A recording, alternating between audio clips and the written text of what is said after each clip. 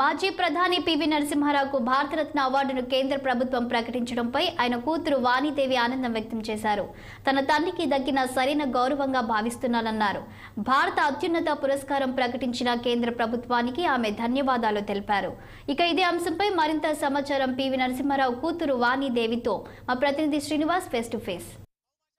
అదేవిధంగా మాజీ ప్రధాని పివి నరసింహారావుకి భారతరత్న అవార్డు ప్రకటిస్తూ కేంద్ర ప్రభుత్వం ఉత్తర్వులు జారీ చేసింది. ఈ నేపథ్యంలో మనతో పాటు పివి కూతురు వాణీదేవి మనతో పాటు ఉన్నారు. మేడం చెప్పండి, పివి నరసింహారావు గారికి భారతరత్న అవార్డు ప్రకటించిన నేపథ్యంలో ఎలా ఫీల్ అవుతున్నారు? చాలా చాలా సంతోషించాను. నేను బిడ్డని నాకన్నా ఇంకా ఇంతకన్నా మాకు జీవితంలో గొప్ప అదృష్టం ఏముంటుంది అంటే ఇంతకన్నా హ్యాపీ మూమెంట్ ఇంకేముంటుంది. Overwhelmed. I'm very happy. నా జీవిత కాలంలో పివి గారికి వస్తుందా అని అనుకున్నాను భారతరత్న. కానీ భారతదేశంలో అత్యున్నత పురస్కారం, ఈ పురస్కారాన్ని పివి గారికి ఇచ్చి ఇంకా దాని గౌరవం పెంపొందించినారు మన ప్రధాని మోదీ గారు అని నేను అనుకుంటున్నాను. Family members all are happy. Telugu ప్రజలందరూ తెలంగాణలో, ఆంధ్ర నుంచి చాలా ఫోన్ కాల్స్ వస్తున్నాయి. మీరే నిదర్శనం, ఇక్కడ నన్ను చుట్టేసినారు ఇక్కడ. సో అట్లా ఎవ్రీబడి ఈజ్ హ్యాపీ. తెలుగు ప్రధాని, తొలి తెలుగు ప్రధాని కదా, కానీ తెలుగు మాట్లాడే ప్రతి ఒక్కరికి చాలా గర్వించే దేశాల్లో ఉన్నారు మన వాళ్ళు. So everybody so happy. I'm getting calls. ఇన్నేళ్ళైనా కొంచెం లేట్ అయినా మనకు కూడా మంచి రికగ్నిషన్ దొరికింది అని ఒక అందరూ గర్విస్తారు. గతంలో కేసీఆర్ ప్రభుత్వం కూడా పివి ఘాట్ను ఏర్పాటు చేసింది. అదేవిధంగా జన్మదినం కావచ్చు, అదేవిధంగా వర్ధంతికి ఘనంగా నిర్వహించింది. దీంతోపాటు భారతరత్న అవార్డు ఇవ్వాలని కూడా అసెంబ్లీ తీర్మానం చేసింది. దీని ఇప్పుడు కేంద్ర ప్రభుత్వం, బీజేపీ ప్రభుత్వం ఈ అవార్డు ప్రకటిస్తుంది. దీన్ని ఎలా చూడొచ్చు? పివి గారు అజాత శత్రువు, అది జ్ఞాపకం పెట్టుకోండి. ఆయన రాజకీయాల్లో ఉన్నది ప్రజలకు సేవ చేయడానికి, అది ఇంకేదేని వేరే విషయం ఏమీ లేదు. ప్రజలకు ఏది మంచిది, ఏది చేస్తే ఏ సంస్కరణ వల్ల, ఏ పాలసీ వల్ల వీళ్లకు అట్టడుగు వర్గాల్లో ఉన్న వాళ్ళకి ఆ బెనిఫిట్ అందుతుంది అనే ఒక దృష్టి తప్పించి ఇది చేస్తే ఇంకా నా హైరప్స్ ఏమని అంటారేమో, ఇంకెవరికో జవాబు చెప్పాలి, ఇట్లాంటి మొహమాటాలు ఏమీ లేకుండా నిర్భయంగా ఆయన అన్ని ఏళ్ళు కూడా ప్రజల కోసమే సర్వీసెస్ చేశారు. 14 భాషల్లో ప్రావీణ్యుడు. అది దీంతో పాటు తెలుగు భాష పట్ల ఆయనకు ఏ విధంగా గౌరవం ఉండేది, ఏ విధంగా ఉండేవాడు? తెలుగు భాష విశ్వనాథ సత్యనారాయణ గారు రాసిన 1000 పడగలు మీరు ఎవరైనా చదివారా?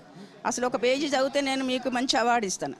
ఓకే, అంత కష్టమైన ఆ పుస్తకాన్ని హిందీలోకి, సహస్రపాణని హిందీలోకి ట్రాన్స్లేట్ చేసినారు. అట్లాగే మరాఠీ బాగా అలభ్యంగా మాట్లాడేవారు. తను రామ్టేక్ అని మహారాష్ట్ర కాన్స్టిట్యున్సీ నుంచి ఆయన ఎంపీగా పోటీ చేసి గెలిచారు. అక్కడ కూడా ఒక అవలా జీవితం అని తెలుగులోకి, మరాఠీ గ్రంథాన్ని తెలుగులోకి అనువదించారు. ఈ దేశంలో ఉన్న చాలా భాషలు ఆయన మాట్లాడతారు. దాదాపు 14 భాషలు మాట్లాడతారు. ఒక 2-3 ఫారిన్ లాంగ్వేజ్, ఫ్రెంచ్ అంటే, తర్వాత ఏమంటారు పార్సీ అంటే, ఇలాంటివన్నీ కూడా తను మాట్లాడడమే కాదు రాయగలరు. మా లిటరేచర్ కూడా చేయాలి. ఆయన ప్రధానిగా ఉన్నప్పుడు మీరు వ్యక్తిగత సహాయకురాలుగా ఉన్నారు. అదేవిధంగా ఆయన ఏ విధంగా ఉండేవారు? చాలా నియమబద్ధంగా ఉండేవారు. చాలా నియమబద్ధం అంటే మనం అంటాం డిసిప్లిన్. నేను టీచర్ని బై ప్రొఫెషన్. బట్ మేము యూజువల్గా పిల్లలకు ఫస్ట్ చెప్పేది డిసిప్లిన్. ఆ డిసిప్లిన్కి ఒక ఉదాహరణ పివి గారు. Every minute, every second is very very precious. అట్లాగే ఆయన నిజాయితీగా పనిచేసుకునేవారు. ఆయన నుంచి నేర్చుకుంది నేను. చివరిగా చెప్పండి, ఈ అంటే ప్రధానిగా ఏదైతే చాలా కాలం పనిచేశారు, అదేవిధంగా భారతరత్న కావాలని కూడా ఇటు కాంగ్రెస్ హయాంలో కూడా రాలేదు. అయితే ఈ కేంద్ర ప్రభుత్వం, బీజేపీ ప్రభుత్వం ప్రకటించడాన్ని సరైన గౌరవం దక్కుతుందని భావిస్తున్నారు. ఆయన పార్టీలకు అతీతమైన వ్యక్తి కదా, అజాత శత్రువు. ఆయనకు ఏ పార్టీతోని వైరం లేదు, ఎవ్వరూ వైరులే లేరు, శత్రువులే లేరు. ఆయనకు అందరూ ఆయన లైక్ చేసేవాళ్ళే.